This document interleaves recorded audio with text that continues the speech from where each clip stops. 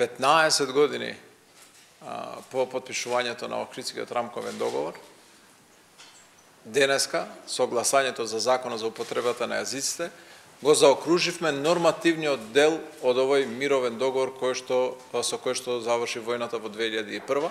И затоа, денешниот ден е многу успешен. Им честитам на сите граѓани, затоа што храбро се настапи кон заокружување на овој мировен договор, на нормативниот дел, и сега останува да пристапиме кон имплементацијата на сето тоа што го усвоивме во Собранието на Република Македонија. Им благодарам на сите пратеници кои што гласаа за, и од позицијата и од опозицијата, и од тие што не гласаа против, затоа што на крај на краиштата законот помина без ниту еден глас против, без разлика на различните ставови, и сметам дека овој закон е поддржан од сите страни затоа што сите најголеми политички партии учесници во собранискиот живот се потписнички на Охридскиот рамковен договор и следствено се и поддржувачи и на овој закон со кој што, како што кажав, се заокружува Охридскиот рамковен договор. Не беше еден од потписниците на изборот? Молам? ВМРО ДПМН како еден од потписниците на рамковен договор не беше. Очекувате ли тие да го оспорат?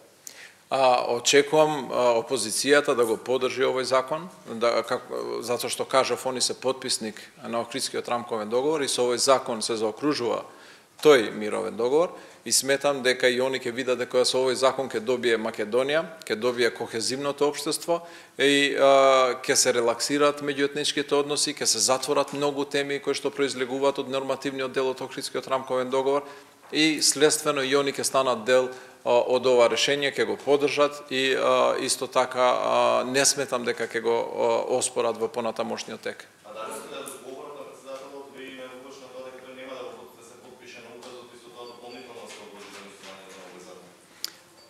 Законот не се одложува, законот е донесен денеска. Да. Доколку председателот Иванов реши да не го потпише и да застане против Охридскиот рамковен договор и против социјална кохезија во општеството во Република Македонија, тогаш тој ќе се врати повторно во собранието, каде што ќе се изгласа повторно, каде и видовте дека има солидно мнозинство за законот за употребата на јазиците и ништо нема да биде спорно.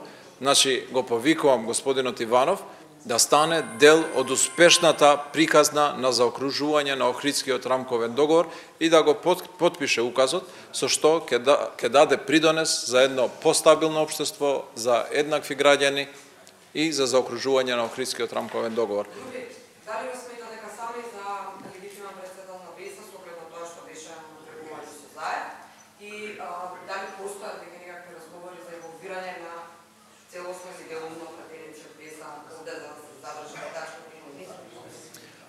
Значи, не би сакал да коментирам за внатрешните турбуленции во таа политичка партија и не сметам дека средбите помеѓу лидери на политички партии, било тоа да се премиери или па на други функции во институциите во земјава, наложуваат зголемување на парламентарното мнозинство или па проширување на владината коалиција.